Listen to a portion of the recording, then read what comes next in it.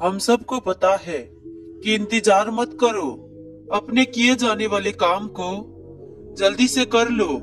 पर ये जानते हुए भी कई लोग ऐसा नहीं करते। वो सही समय का, सही पल का, सही मार्ग का इंतजार करते हैं और वो अवसर भी गुमा देते हैं जो उनके पास अभी है, वर्तमान काल में है। और उनमें से कई लोग समय का इंतजार न करते हुए जो करना होता है वो कर लेते हैं, समय नहीं लगाते, उसे करने में अपना समय बर्बाद नहीं करते। तो ऐसे लोगों के हाथ में ही उनके वर्तमान समय का सही सदुपयोग हो पाता है और उनको अपने जीवन के लिए एक के बाद एक अवसर मिलता है। पर जो लोग समय का इंतजार करते हैं वो तो अपना वर्तमान खराब करते ही है, साथ ही में अपना भविष्य भी अंधकार में डुबा देते हैं, क्योंकि उन्हें सही समय का, सही पल का इंतजार होता है। उन्हें पता तो होता है कि चुनौती का सामना करने से ही हमारे जीवन में अच्छे अवसर का सैलाब आता है, पर वो करना ही नहीं चाहते, थोड़ा कष्ट उठाना ही नहीं चाहते। वो सोचते हैं कैसे भी करके हमारा काम अपने आप बन जाए, हमें कुछ ना करना पड़े। हमारे समाज में कई ऐसे लोग भी हैं जो भगवान पर तो पूरा भरोसा रखते हैं, भगवान का पूरा ध्यान से तपस्या करते हैं, गहरी तपस्या करते हैं, पर अपने जीवन के लिए, अपने काम के लिए बहाना बना देते हैं, सही समय का इंतजार करने लगते हैं। वो ऐसा भी सोचते हैं कि भगवान स्वयं आकर मुझे अच्छा अवसर देंगे, मेरी झोली भरेंगे, मुझे परेशानी लेने की क्या जरूरत, ये काम तो मेरा बन ही जाएगा, क्योंकि मैं तो भगवान का प्रिय भक्त हूँ, मैं तो बहुत तपस्या करता हूँ, आराधना करता हूँ, मेरे साथ भला भगवान छल क्यों करेंगे। परमात्मा पर मुझे पूरा विश्वास है। आप लोग अपने समाज में भी देख सकते हैं कि कई अध्ययनरत विद्यार्थी पढ़ाई में मेहनत तो नहीं करते, पर अच्छे फल का कामना करते हैं, ईश्वर से प्रार्थना करते हैं कि हमें उत्तीर्ण बना दिया जाए, प्रथम बना दिया जाए। पर मेहनत बिना ये सब संभव कहाँ है। ईश्वर तो हमें कहते हैं मेहनत करो, ईश्वर हमें अवसर देते हैं जिंदगी सुधारने का, जिंदगी बनाने का, अपने आप को ऊपर उठाने का, पर हम उस अवसर का सही सदुपयोग कर ही नहीं पाते। अनेक ऐसे कार्य में, अनेक ऐसे विचार में अपने आप को भटकाते हैं जिससे हमें कोई लाभ नहीं, कोई उन्नति नहीं, जिसके कारण हमें जो अवसर मिलता है वो भी हमसे छिन जाता है। हमारे आसपास के प्राय सभी लोग ऐसा ही करते हैं और अपनी जीवन को इन्हीं चक्कर में बर्बाद कर देते हैं और फिर बाद में उनके पास पश्चाताप के सिवा और कुछ नहीं बच पाता, उनका जीवन भी नहीं बच पाता, वो पल भी नहीं बच पाता जिन्हें वो फिर से सुधार सके, वो अवसर भी नहीं बच पाता जिनसे उनका जिंदगी संवर सकता था, वो लोग भी नहीं बच पाते जो उन्हें सही मार्ग में ले जा सके, और उनकी आयु भी नहीं बच पाती जो उन्हें कुछ कर गुजरने का साहस दे सके। तो इसीलिए समय का इंतजार क्यों करना, दूसरे के भरोसे क्यों बैठना, भगवान के ऊपर भर क्यों देना। दोस्तों, इसी पर आधारित एक साधु की कहानी है जो भगवान पर बहुत विश्वास करता था। वो दिन रात भगवान की पूजा आराधना करता था, बहुत देर तक तपस्या करता था। वो एक स्थान पर बैठकर काफी देर तपस्या करता रहता और वो भिक्षा मांगने भी नहीं जाता था। वो ये सोचता था कि मुझे भिक्षा मांगकर क्या फायदा, भगवान मेरे पेट खुद भर देंगे, मुझे तो तपस्या करते हुए भगवान का इंतजार करना चाहिए। और इसी प्रकार उन्हें तपस्या करता देख गांव के कुछ लोग सदैव उन्हें भिक्षा के रूप में अपने घर से कुछ भोजन देते थे। वो लोग मानते थे कि भिक्षा देना पुण्य का काम है। साधु संत को भोजन करवाना मतलब भगवान को स्वयं भोजन करवाना। इसीलिए वे लोग हर दिन उस साधु के पात्र में भिक्षा रख दिया करते थे। ऐसे ही वो साधु एक बार एक पेड़ के नीचे बैठा था और भगवान को याद कर रहा था, उनकी तपस्या कर रहा था। तो अचानक वहाँ बाढ़ आ गई। उस नगर के सारे घर में पानी भर गई, चारों तरफ पानी ही पानी। गांव के सब लोग बहुत चिंतित हो गए। उन्हें समझ नहीं आ रहा था कि अब क्या करे। इसके बाद उन लोगों ने एक योजना बनाई अपनी जान को बचाने का और अपने अपने घर के खिड़की दरवाजे बंद कर दिए ताकि घर का सामान पानी के साथ साथ बहकर न चला जाए। और वो लोग अपने आप को बचाने के लिए नजदीक की पहाड़ की तरफ ऊपर की तरफ भागने लगे।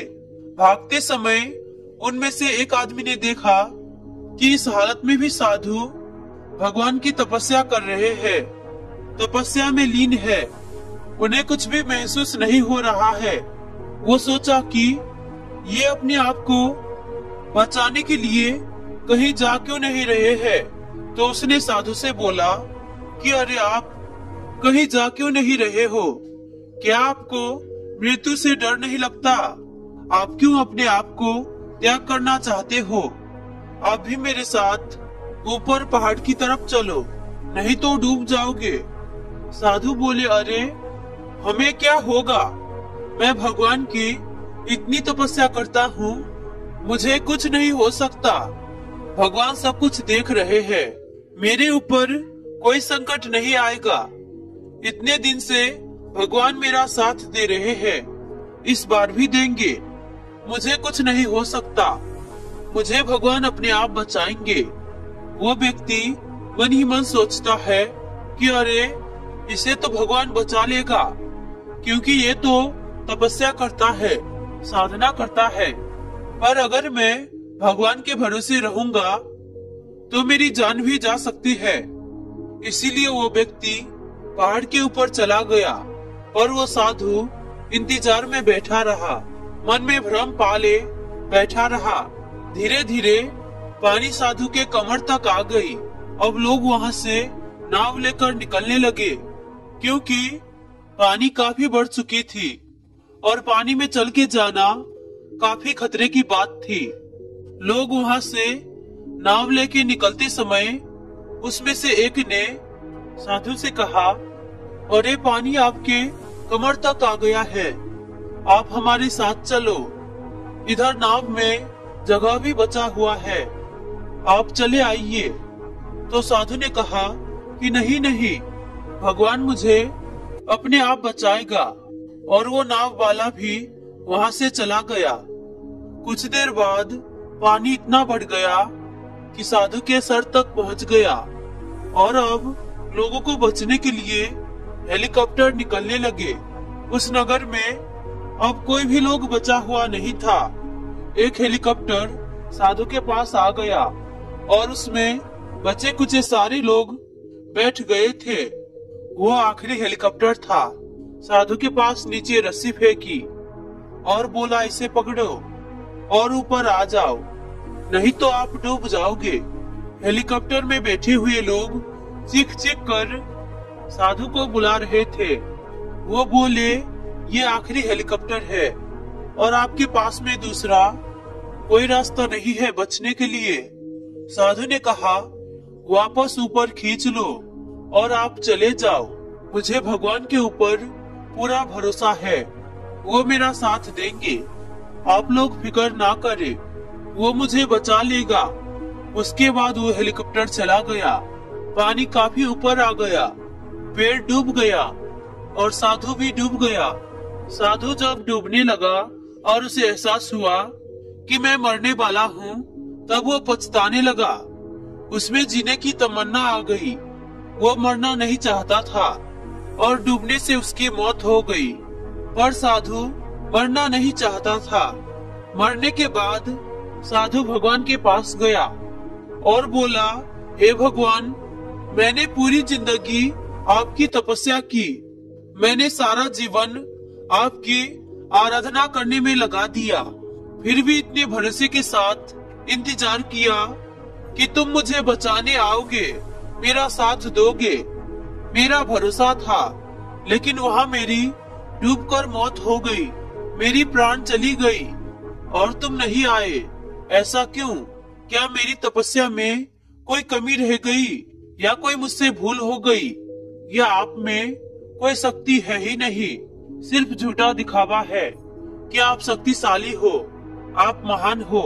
भगवान मुस्कुराते हुए बोले, मूर्ख इंसान, एक नहीं 3 बार आया था, वो तीनों बार मैं ही तो आया था, तुम्हें बचाने के लिए, तुम्हें पानी से निकालने के लिए। पहला पैदल, दूसरा नाव के द्वारा और तीसरा हेलीकॉप्टर के द्वारा, लेकिन तुमने मेरा एक भी अवसर पहचान नहीं पाया। पता नहीं तुम किसका इंतजार कर रहे थे, जिसके कारण तुम्हें यहाँ आना पड़ा। इस तरह जिंदगी में हमें ऊपर वाले बहुत से मौके देते रहते हैं, समस्या का हल भेजते रहते हैं, हमें बचाने का, हमें ऊपर उठाने का उपाय देते रहते हैं, लेकिन हम सब उस मौके को ठुकरा कर, उस अवसर को ठुकरा कर पता नहीं किस चीज का इंतजार कर रहे होते हैं कि वो होगा तभी मैं करूँगा, वरना नहीं। और इस बात पर अड़े रहने से एक वक्त के बाद वो अवसर, वो मौका हाथ से निकल जाता है और हाथ में कुछ नहीं बच पाता और हम कुछ नहीं कर पाते। तो दोस्तों, किसी भी अच्छे समय का इंतजार मत करो, जो भी करना है आज और अभी से ही शुरू कर दो। बर्बादी का जीवन जीना छोड़ दो। समय को बर्बाद करना मतलब अपनी भविष्य की बर्बादी करना है। अपने मन को काबू न कर पाना है, मन का गुलाम बन जाना है, दूसरे का गुलाम बन जाना है। क्योंकि जब हम अपना काम नहीं करते हैं जो हम चाहते हैं, तो हम बेकार के बन जाते हैं, ना इधर का रहते हैं ना उधर का रहते हैं, और हमें कामयाबी कभी नहीं मिल पाती। सारे ओर से सिर्फ ताने ही मिलते हैं, लोगों से, परिवार वालों से, सगे संबंधी से, समाज वालों से ताने ही मिलते हैं। इसीलिए खुद को जानो कि आप क्या पाने के हकदार हो और अपने काम में ध्यान दो। तो दोस्तों, आशा करते हैं कि आज की कहानी की सीख को आप अपने जीवन में जरूर लागू करेंगे। तो दोस्तों, अगर ये कहानी आपको पसंद आई हो तो इसे अपने मित्रों और रिश्तेदारों में शेयर अवश्य कीजिएगा। तो दोस्तों, अंत में जाते जाते मेरे इस चैनल को सब्सक्राइब करते जाइएगा, साथ में एक प्यारा सा कमेंट और लाइक करना मत भूलिएगा। थैंक यू दोस्तों।